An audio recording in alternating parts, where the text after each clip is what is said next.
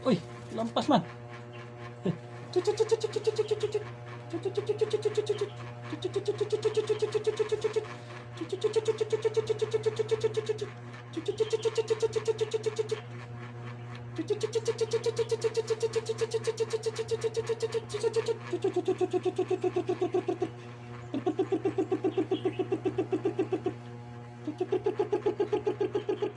Lampas. Yan. Yan.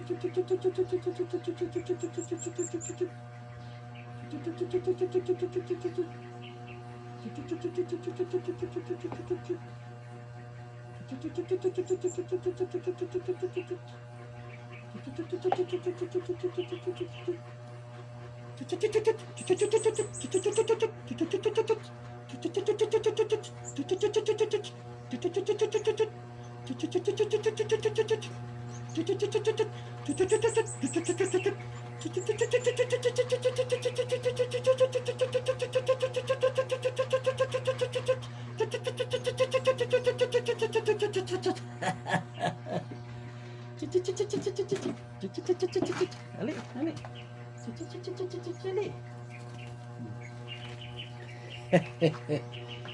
Ay, nako.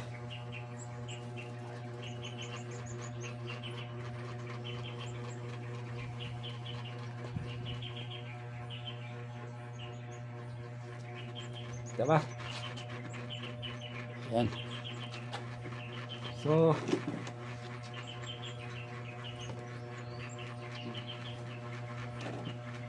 two weeks na to sila, 2 weeks. So,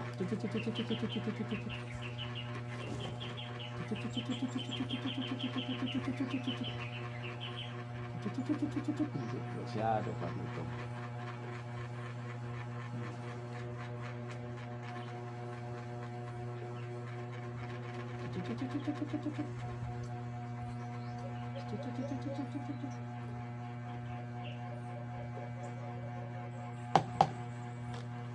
So pinapakain ko ano, pigeon pilit. Tapos ano lang, binabad ko sa tubig na mainit, tapos piniga ko sa strainer. Yan, saka ito. Yan. So 2 weeks na sila. So ito naman yung case na paggabi. Init para hindi masaya na init. Tapos maaraw, pagtapos ng kain, doon ko nilalagay. Pag madilim o makulimlim, dyan ko, yan o, dyan sa taas, dyan ko nilalagay sila. Yan. Kita ba?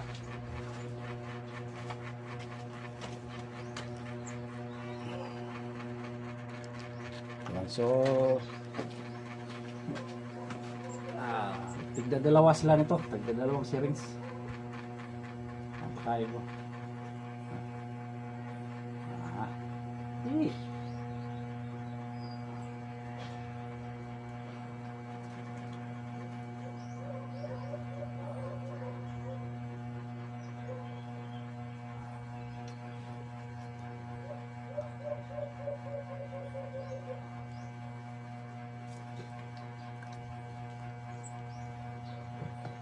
So dati may nakuha ko na sisiw. So malaki na, mahaba na yung mga balahibo nila. Tapos mga 3 araw lang sa akin. Kasi hindi ko tinali. Nilagay ko lang dyan sa pugad niya. Tapos nawala kami na alis kami mga 2 araw. Tapos yung katabang katulong ko lang nakasay. Pag uwi ko, sabi na sa akin na, "Sir, lumipad yung sisiw." Sayangan ako nun. Sayangan ako. Kaya maganda, kunin mo yung, makakita ka ng ganito, maganda, hantid mo yung balahibo nila. Yung kalunggo pa, tawag sa amin to kalunggo. Yung di pa, nung nag-develop pa yung mga balahibo nila. Tapos ihantid mo. Tapos ito na ang kinalabasan. So maamo na sila. Hindi na sila paggalagala, hindi yan paggalagala. So pagkatapos ng kain, doon na yan sila. Hindi yan sila lilipad. Tapos sanayin mo rin na tawagin. Kanina, tagal sila lumapo. Pero okay na rin yun. Progress na rin yun sa hunting. Yun lang mga parikoy. Sa 2 weeks na to. So, tsansa nyo, saan yung lalaki? Ang sa akin, ang lalaki ito. Maliit. Ito babae naman. Pati sa tuka. Yan sa tuka, mas malaki ang tuka ng babae ito. Malapad. Sabi sa lalaki, matulis. Yun lang.